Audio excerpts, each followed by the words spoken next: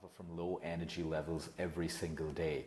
I have loads of people writing in to tell me that they sleep well, 6 to 7, 7 to 8 hours. They eat their meals, they do their exercise the right way, but yet they wake up feeling like they need more sleep.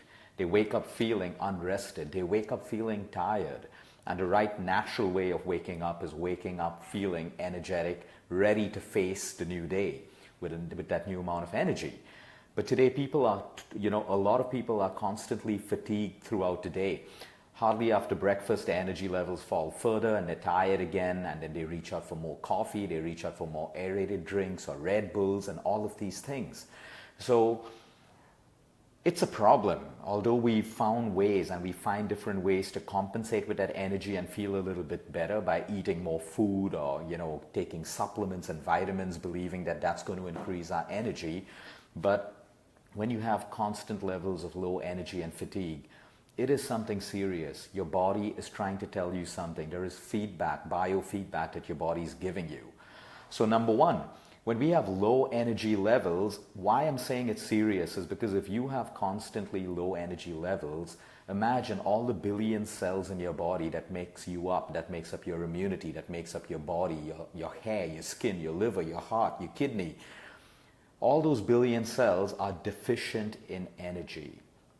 And if you are deficient in energy at a cellular level, you have a compromised immunity. And by now we all know if you have a compromised immunity, anything from a migraine to a cancer is possible, because immunity is what protects us and heals us from disease. So having low levels of energy is a serious thing. But today we're going to understand how we can correct this problem. Number one, what we need to understand is we do not get energy. We make energy. We do not get energy from all these foods which are advertised like energy bars and all of these things that claim that they raise your energy levels. No, we do not get energy. Our bodies make energy. No matter how much of nutrient-dense energy food that you eat, if your body doesn't have the right digestive enzymes, the right minerals, the right vitamins, the right amount of carbohydrates to convert that food, break it down the right way into energy, we do not get energy from that food. Which is why when we're low on energy and we reach out for more and more food, that food is only making us fatter, or that food is making us sicker, or that food is putting more oxidative stress on our digestive system. Because we need to create a terrain, an environment in the body to break down food into energy. So we need to understand this once more. We do not get energy. So all your sports drinks that you see out there is loaded with sugar, which gives you that spike in your blood sugar levels, which you think gives you a little bit of energy, but it's not. That's a false sense of energy, because the body makes energy. So I made a list of points today that we're going to discuss, and I want each of you to take away from these points and apply it to your life if you have low energy levels. Number one, how is energy created and where do we get energy from? Okay, every time we move, we create energy. And I don't mean just exercise. You could be sitting and shaking your legs or twiddling your thumbs. Any kind of movement creates something called piezoelectricity. Piezoelectricity is real. This is in your body, in your cells and in your tissues. And any kind of movement creates piezoelectricity, which in turn creates energy. Which is why I keep on going on and on about movement, not just exercise. I talk about movement because your 1 hour workout makes you only 4% more active than someone who doesn't exercise at all if you're spending the rest of the day in a sedentary position, if you're sitting too long. So we need to understand, forget about your 1 hour workout. What we're looking at is overall activity in a day, movement, constant movement in a day. So you want to look at your total movement because that generates something called piezoelectricity in your cells, which creates energy. The next thing that we need to look at, and most of India is deficient in these two vitamins, vitamin D3 and vitamin B12. Everyone still thinks that vitamin D3 has stuff only to do with your bones, but it's a precursor to immunity. If you have a drop in your D3 levels, you have a drop in your energy levels. And most people are deficient in vitamin D3 today. Likewise with vitamin B12. Vitamin B12 decreases energy in your brain cells, which means then you have something called fatigue or brain fog, where you slept well, you've exercised well, but your head is still heavy. You still feel tired in your head. And you may think that coffee will fix it for you, but coffee only has caffeine in, which stimulates your brain cells for a short period of time, and after that you have an energy crash, and then you need the second coffee or the third coffee or some snack that's rich in sugar and salt to give you a false sense of energy. So look at your vitamin B12 levels as well, because if you are low on vitamin B12, that could be a reason why you have brain fog or why you feel fatigued. Vitamin D3 and vitamin B12. The next point, low hemoglobin levels. Low hemoglobin levels is a serious problem, not only for your immunity, but for your energy levels as well. You need to understand that hemoglobin carries oxygen to all those billions of cells in your body. And now, if you have low hemoglobin levels, just don't go about popping those iron supplements, because that is not your cure in most cases. Iron supplements have serious side effects. They slow down your liver. They're toxic to your liver. Now, many cases, iron is required, but you need to understand why your hemoglobin is falling in the first place. So I always break down hemoglobin into folic acid and vitamin B12, which again, most people are deficient in. What makes hemoglobin? The combination of folic acid and B12. So if you have a deficiency of B12 and folic acid, you will have a deficiency of hemoglobin. And taking an iron supplement is not the solution. In fact, it's further going to slow down your liver because it's toxic to your liver. So then you look at taking a B complex or eating foods which are rich in folic acid and getting your B12 levels up, so that you give the human body the ingredients it requires to create the right amount of hemoglobin in your body. And we also have to understand that certain lifestyle disorders like acidity, where we keep popping pantacids. I've spoken about this before. When you keep taking acidity medication or pantacid, that blocks iron absorption into the body. So you need to look at it holistically as to why you have low hemoglobin levels. Sleep, lack of sleep, even one night of less sleep will create cravings in your body and will create low energy levels. So if you've had a bad night of sleep, you're going to have low energy throughout the day. No amount of food is going to compensate for the lack of sleep. So then you're tired and you're fatigued because you have less sleep. Your solution is improve your sleep, not eat more for energy. Because the calories and the nutrients that you're getting from the excess food that you're eating is not going to contribute towards the energy lost because of improper sleep. So get your sleep right. We've spoken about this many, many times, the importance of sleep when it comes to losing weight, the importance of sleep when it comes to healing from cancer and diseases, the importance of sleep when it comes to boosting your overall well-being and health.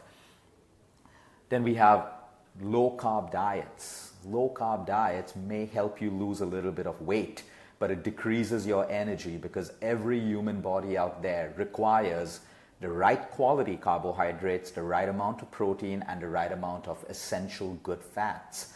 Your cells require all of this, which is why ketogenic diets, high-protein diets, low-carb diets are fad diets. No matter how well it may have worked for you, it is not working for you at a cellular level. What your body needs is balanced nutrition. You need to know that your cells require amount of carbohydrates for the right communication between your hormones and cells. The food that you eat requires energy from carbohydrates to break it down into the nutrients that your cells require and for absorption as well, which is why low-carb diets fail all the time. Which is why ketogenic diets are purely medical diets and they should not be used for fat loss. Yes, there'll be many, many people who oppose this. You lose 3, 4, 5, 6 kilos, and if you only just want to lose weight at the compromise of your health, go ahead and do ketogenic diets, but you will lose your health along with that diet. Low water intake. We need to understand that 90% of our blood is water. And what function does our blood have? Carrying nutrients from the food that we eat to all those billion cells, and carrying oxygen, which is the life force, the prana, to all your cells, which sustain life. If your cells have a decrease in oxygen, your immunity is compromised and you're susceptible to any disease out there. So if you have less water, you have something called cellular dehydration, which means your cells, which is the origin of every imbalance, which forms every organ of your body, right from your liver to your kidney to your heart to your brain. If your cells do not have the right nutrition and the right amount of hydration, which is water, you have an imbalance. That could be a 4th stage cancer, that could be a migraine, a headache, a fatty liver, a poorly functioning kidney. inflammation in your arteries, everything is related to the amount of hydration that you have, and energy levels again. Because if you have less oxygen reaching your cells, you have low energy in your body. So make sure that you're drinking the right amount of water, because 90% of your blood is water. Your lymphatic system, which we spoke about being your body's garbage disposal system, needs water as a medium to flush out toxins from your body. So when you drop water, you impact all these functions in your body, including your energy levels. The next point that I have is low vitamin C in your body. Vitamin C has a function of helping you, vitamin C uses fat in your body for energy. So if you have the right amount of vitamin C in your body, you enable your body to burn fat for energy. Now, you don't need to go out there popping all vitamin C supplements and pills. You can get it in your amla, you can get it in your green leafy vegetables, your almonds, your pumpkin seeds, your flax seeds. Vitamin C is in so many sources out there. Make sure that you get the right amount of vitamin C in your body. Omega-3 is so important when it comes to sleep and cellular energy in the brain. You need the right amount of omega-3 for cellular energy. Even a 1% decrease in omega-3 in your body will cause fatigue and constant, low energy levels. And where can you find good omega-3? Flax seeds, walnuts, fish, fatty fish, and of course, good quality supplements in case you don't want to use the natural sources, which are food. You get them in chia seeds, you get them in pumpkin seeds and sunflower seeds as well, which is why I always recommend that you have a healthy dose of nuts and seeds in your daily diet, because they're raw foods, and when you soak them, they sprout, they germinate more, and you increase the nutrient value as well as the protein and the omega-3. A very important function when it comes to energy. Energy, the source of energy in all cells, is something called ATP, adenosine triphosphate. ATP is the source of all energy in your cells. Now, ATP, to become biologically active and provide your cells with the right energy, and in turn provide your body with the right energy, needs another very, very important mineral which we've spoken about before, magnesium. Magnesium ions bind onto ATP to make it biologically active. So it doesn't matter how much of ATP your cells have, but you need a level of magnesium for it to become biologically active and provide you and your cells with the right amount of energy. And most people today have low amounts of magnesium because of improper diets and because of over-exercising. We deplete magnesium, which is why you see a lot of runners start cramping up at some point in their training because they have a deficiency of magnesium. If they eat a banana or they eat foods rich in magnesium, the cramping disappears almost immediately. So we find magnesium, the other functions of magnesium, they have over 300 biochemical functions in the body, which means if you have a deficiency of magnesium, you are causing a dysfunction in almost 300 biochemical reactions and processes in the body, ranging from blood pressure. When you have the right amount of magnesium, you help your body maintain proper blood pressure. Then you also look at the repair of DNA in your cells, which is why almost every cancer patient who comes to us, we look constantly at monitoring their magnesium levels, because we need their DNA to be constantly repaired. So we're looking at the repair of DNA, we're looking at heart problems, we're looking at energy levels, we're looking at blood pressure. And where do you find all of, yes, another important function of magnesium is it helps convert food into energy. So it doesn't matter how much of food you're eating, the quality of food you're eating, if you do not have proper magnesium, you're not enabling the body to convert food into energy. And you can find magnesium in pumpkin seeds, and bananas, and chia seeds, and flax seeds, and almonds, and cashew nuts. When you're eating a naturally balanced diet, you get all of these components naturally. But when you do these fad diets like ketogenic and low carb and high protein, you deprive your body of all these little minerals that have massive functions in the human body. Let's move on to the next point. Sitting and slouching. What is slouching? Slouching is sitting with a bad posture. All of this depletes energy from the body. So sitting, like I said, has become the new smoking. Sitting and slouching, and we spoke about posture the last time. Having the right posture helps your body create the right amount of energy and use energy effectively in the body. So you want to look at your posture, and you want to make sure that you're never sitting in one place for more than 45 minutes at a time. Get up, make a call, take a walk, Get your own water, go to the bathroom, touch your toes, whatever it is, but do not sit in one place for a long period of time. And then, of course, I have to touch upon sugar and junk food, because every time you have the overconsumption of sugar, and I want to send a message out to everyone right now, okay? Sugar is fine in small quantities. The problem today is overconsumption. So if you grew up having a little bit of white sugar in your cup of tea, continue with that. But if you're having that sugar in your tea, and then you're having a cupcake, and you're having processed food, and you're having a dessert, you have all these hidden sugars coming into your body, that is overconsumption of sugar. But to everyone out there who enjoys their morning cup of sugar, their morning cup of tea, or their evening cup of tea with a little bit of sugar, that is not a problem. The problem is overconsumption of sugar. So sugar ferments in the body, which means it decreases the amount of oxygen that enters your cells. And that is a big problem for me, because oxygen sustains every activity in your cells. And you want to make sure you have the best cellular health if you're healing from a disease, if you're looking at preventing a disease, or if you're looking at maintaining a healthy weight or losing weight. You want to get the right amount of oxygen to those cells. And sugar is an obstacle because it ferments and it prevents the absorption of oxygen into your cells. I also want to talk about junk food and high corn fructose, which is found in all of your Cokes and Diet Cokes and your Pepsis and all your aerated drinks and all the packaged food out there. There are hidden sugars, there are trans fats, and there's something called high corn fructose syrup, which your body just cannot handle. It puts so much of load on your liver, and that converts into fat straight into your body and decreases the amount of oxygen, reducing energy, which is why all these aerated drinks and sugar snacks give you energy for 5 to 10 minutes, and then it starts cravings and you need more and more and more. And all you have is a false sense of energy. Your digestive system uses roughly 70 to 75% of energy every single day to break down all the food that we eat. So if we're overeating, your body, your digestive system is using energy from your entire body to break down all the excess calories that we eat that our body doesn't require. 75% of energy is a lot of energy. We're left with 25% of energy for our entire day-to-day activities, which is not enough.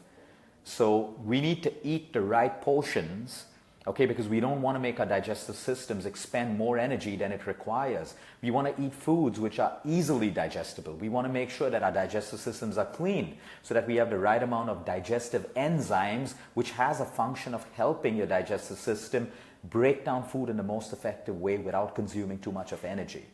But the more crap we put into our body, the more energy we use, the energy that we really need for our day-to-day activities.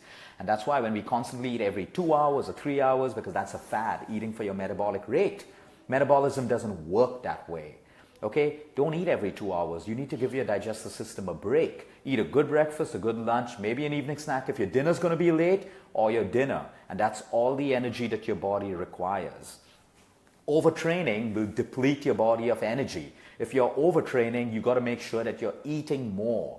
Like I said, I spoke about the actual weight loss model. To lose more, you got to eat more. The whole concept of exercise more and eat less is killing your energy levels, is killing your metabolic rate, and is making you fatter. If you want to exercise more, you got to eat more. And the days that you don't exercise, you eat less. That is the model to weight loss and good health. So overtraining and undereating is going to deplete your body of minerals, vitamins, and your overall energy at the end of the day. And the last point before we end this talk today is your emotions. Your emotions also use energy from your body. So have you ever figured after an argument or a fight or some emotional trauma how you feel so low on energy? You feel drained. You use a word like, that conversation drained me, because yes, your emotions drain you. They require energy as well, which is why it's so important to be aware of the thoughts that you have. If they're negative thoughts, they're draining you out of energy. If you're emotionally distressed and you're emotionally internalizing all your emotions all the time and not expressing it out and letting it out of your system, it is draining you of energy, which is why when we look at the body, it's a mind-body connect.